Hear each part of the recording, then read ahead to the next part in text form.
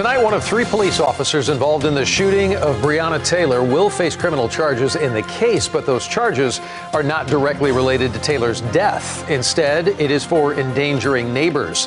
As such, protesters around the country and also here in North Texas are outraged, saying that single indictment is simply not enough. Live look right now, Dallas Police Headquarters on the right, Louisville, Kentucky, you saw there on the left. Here in Dallas, there is a scheduled protest for 7 o'clock this evening. Not a ton of people there right now, mostly media being prepared.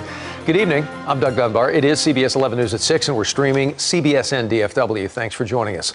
So more than 6 months now after Breonna Taylor was shot dead by police in Louisville, Kentucky at her home, a grand jury has now indicted former Officer Brett Hankison on 3 counts of wanton endangerment.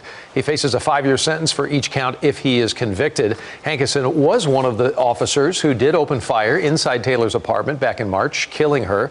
The 2 other officers involved in that deadly shooting are not indicted. I want to get right to our Andrea Lucia live off the top at Dallas Police Headquarters. Again, I mentioned that protest, 7 o'clock, the plan tonight. What are police preparing for? Well, they say they've been preparing for this all week, expecting an announcement in this case. As you said, the protest scheduled to take place here in front of Dallas Police Headquarters, where we have seen many protests take place before. It's being organized by several groups, among them the Next Generation Action Network. It put out a statement calling for more serious charges, including murder against not just one, but all 3 of the officers who fired shots inside Breonna Taylor's apartment back in March, the night that she died. I also spoke just now to the chair of Dallas's Community Police Oversight Board. He blamed Breonna's death not on a single bad apple in one police department, but rather on the training, the policies, and the culture that he believes pervade police departments across this country. I asked him what he expects to see tonight in protests here in Dallas, and here's what he said. There's going to be a lot of pain, there's going to be a lot of anger, and there are going to be a lot of people expressing their frustration and their hurt. And this is justified. This is righteous, justified anger. Well, a Dallas police spokesperson told me again they have been expecting protest here all week, anticipating this announcement, and have had officers on standby to respond to anything that might come up. Sometimes a show of force, though, by police in and of itself can escalate protests. So he said tonight the goal is to, quote, be present but not visible, unless we have to be visible. We will be out here tonight keeping an eye on things. For now, reporting live in Dallas, Andrea Lucia, CBS 11 News. Andrea, thank you so much. And as we have seen throughout the nation and right here in North Texas, deaths at the hands of police have impacted far beyond the communities where they happen.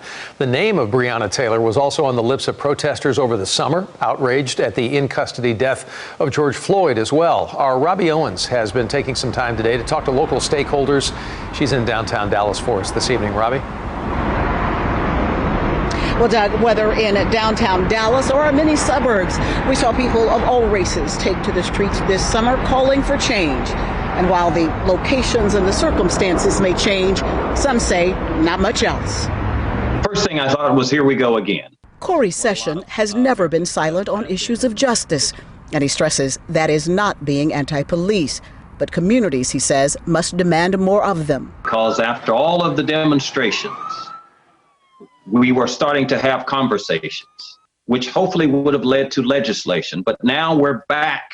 We're going to be pushed back because the family of Breonna Taylor can't understand why no one is charged with her death. Still, Session and others urge protesters to remain peaceful, regardless of color. I'm still a black man first before I put on this badge, right? So I feel on a lot of the cases that I've seen where there was wrongdoing, of course, I feel my heart hurts just as much as anybody else. You know, unfortunately or fortunately, this is particularly my profession, and it doesn't do me any good to see when things go wrong. Because police problems elsewhere impact communities here. What is your message to the community tonight, both as a black man and as a black police officer?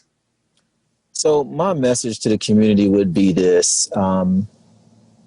There are a lot of us that share in your pain, share in your grief, what has happened throughout this country for years.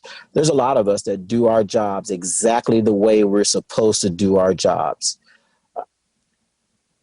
it is incumbent upon us in law enforcement to do better, no matter what the category is, to simply do better. Don't give those people on the other side who just want to say, hey, look, they're at it again. They're rioting, they're looting, they're doing, when that is just a handful of people. You know, all lives matter in this case. The police could have lost their lives. Breonna Taylor did lose her life.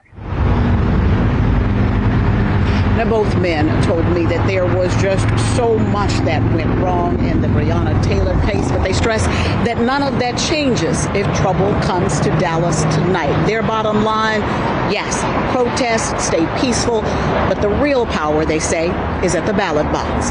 Live in downtown Dallas, Robbie Owens, CBS 11 News.